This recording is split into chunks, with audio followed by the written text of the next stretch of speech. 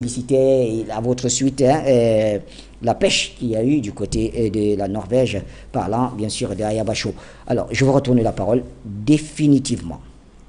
D'abord, saluer l'interactivité. Oui. C'est la clé de notre émission. Oui. Cette interactivité, il faut veiller à ce qu'elle continue, Oui.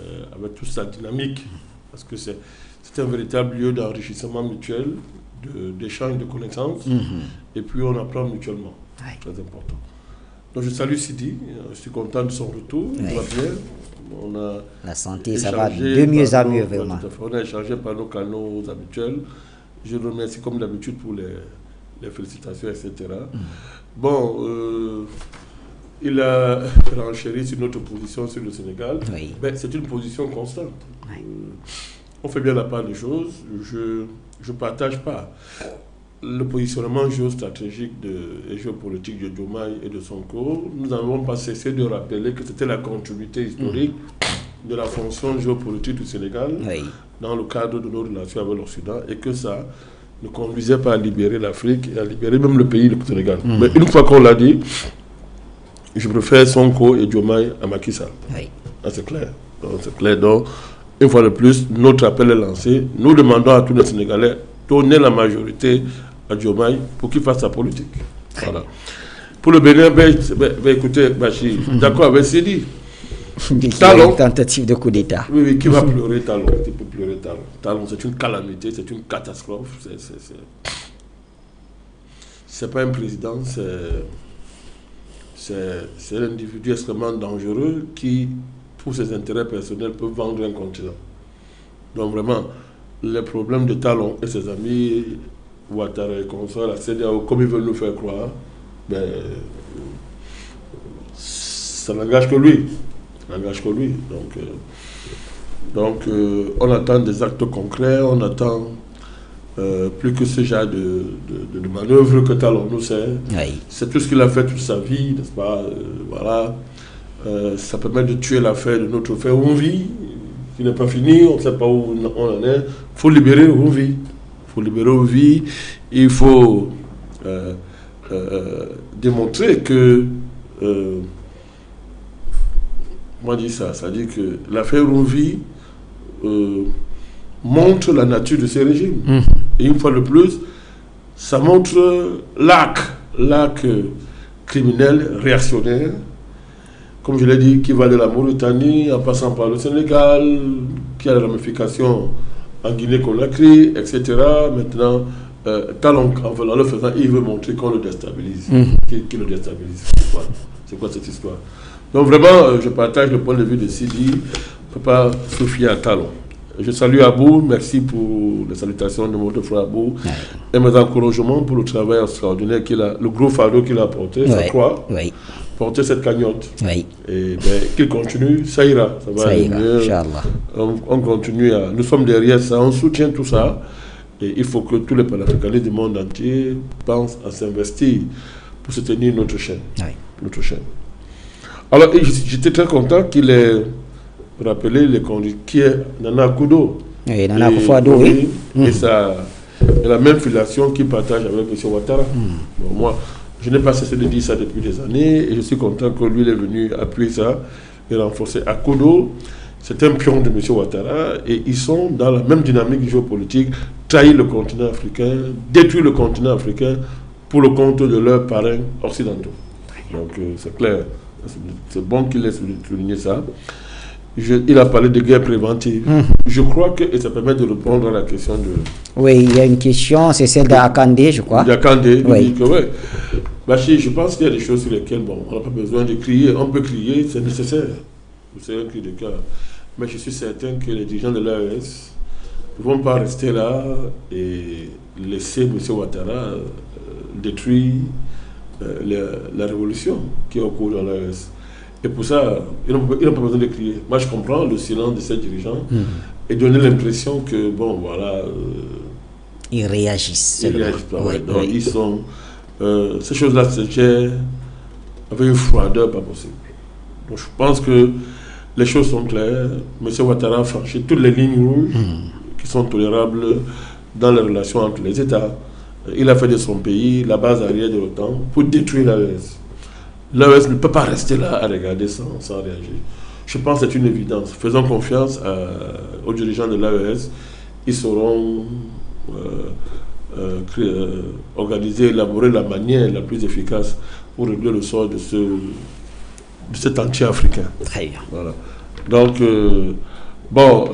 Sola a posé une question, mais quand je vois, c'est pour lui, je reprends sa pensée. Ouais. Je reprends ça, et je pense que j'ai bien compris. Pour lui, il pense que les Diomaye, les Doumbouya sont dans une stratégie, dans une espèce de pragmatisme qui à terme peut déboucher sur...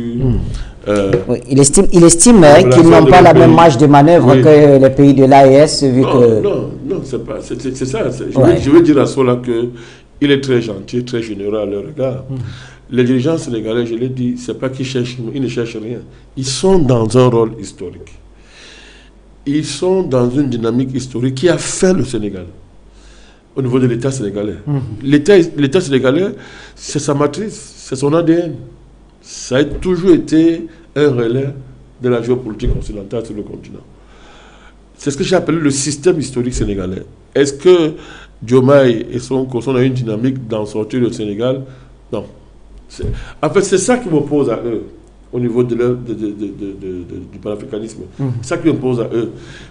J'ai même dit une fois qu'ils ne peuvent pas être panafricanistes. Je l'ai dit.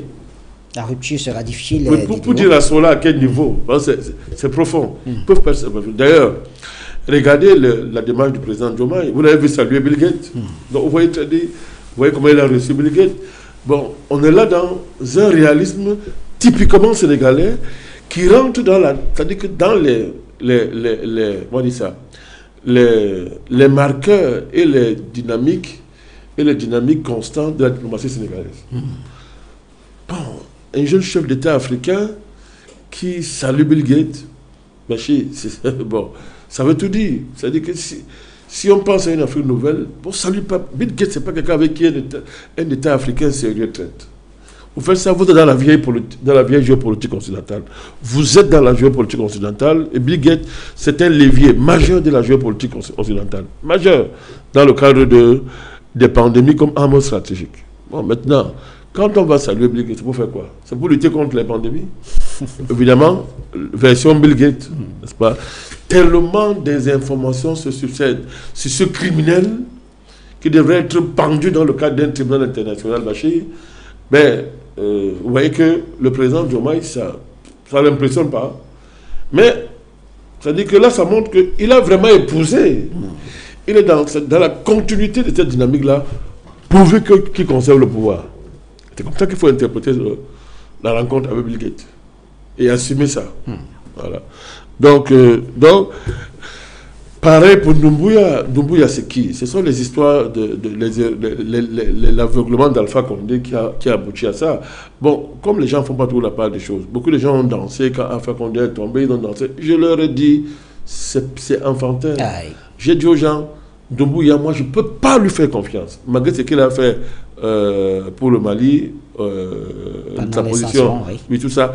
J'ai dit aux gens, et malgré les envolées panafricanistes, c'est le porte-parole de l'armée guinéenne, tout ça dans les discours, j'ai dit aux gens, ce type-là, on ne peut pas lui faire confiance. On ne peut pas lui faire confiance.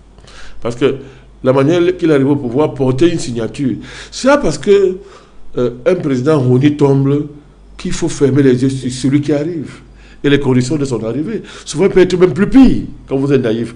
Parce que une des méthodes bâchées des impérialistes, justement, de renforcer, c'est ça Ouattara, c'est-à-dire de renforcer une calamité au pouvoir, de faire à ce que le ramasser, il pourrit, il vous rend la vie infernale, on le maintient là, et rapidement, on prépare quelqu'un, vous allez dire non vraiment, c'est-à-dire, en tout cas, il est mieux que n'importe qui vienne là. Mais pourtant, ceux qui viennent risquent d'être plus pire. C'est ce qu'on prépare aux Ivoiriens avec Tcham. C'est ça, Tidjane Tcham. Mais regardez-le. Mais c'est un Ouattara tout fait. Mais sauf que voilà, il vient sur une autre voiture, PDCI, et vous voyez, dans le tissu politique ivoirien, vous ne comprenez pas le problème de ce pays, si vous ne voyez pas dans quelle mesure le tissu politique ivoirien est marqué par le fouettisme. Je vous dis, tout ça, tous les bords confondus.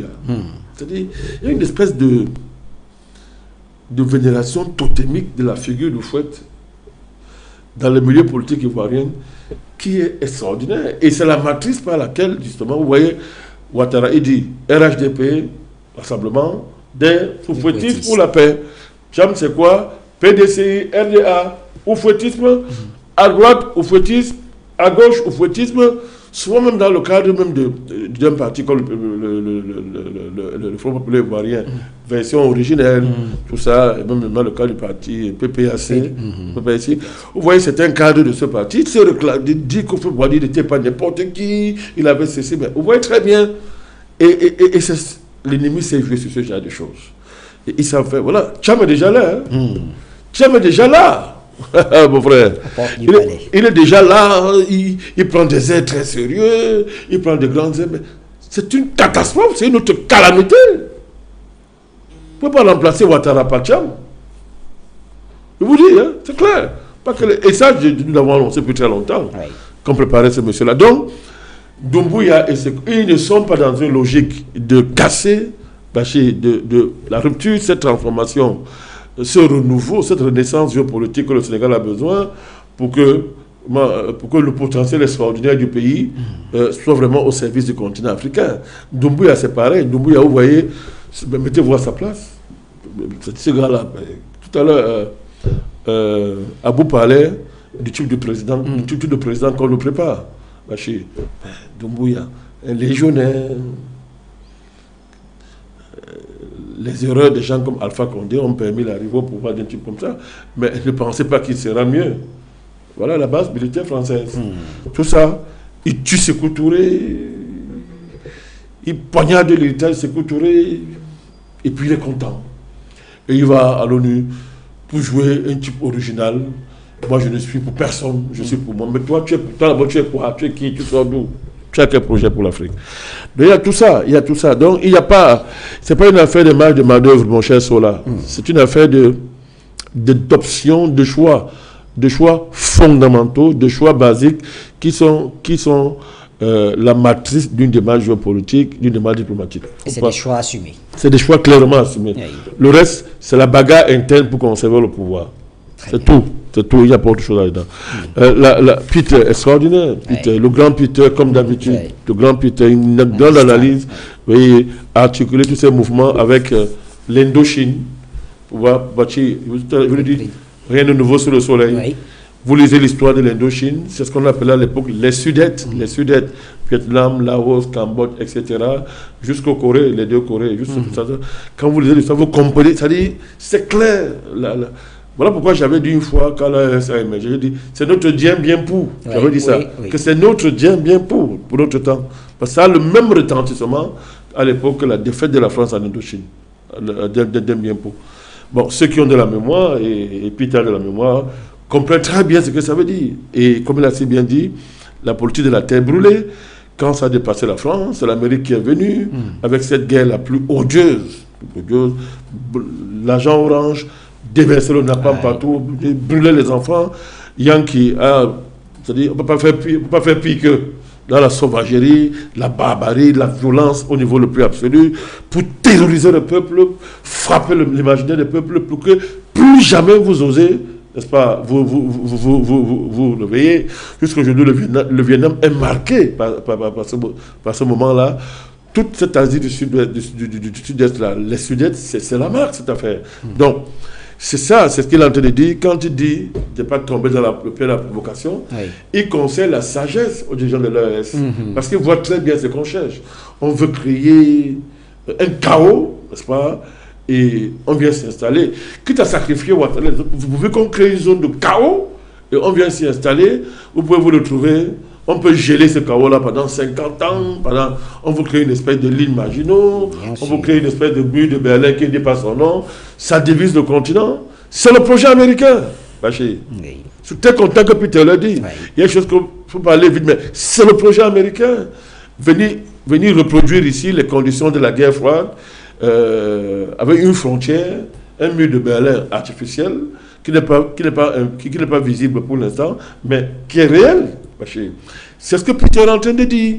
Et pour ça, tous les moyens sont bons. Oui. Quand il dit que le Quai d'Orsay veut couper la tête de IB, mais comme Mouniobé, c'est clair et c'est net. Parce que, je vous ai dit, c'est la stratégie de la décapitation.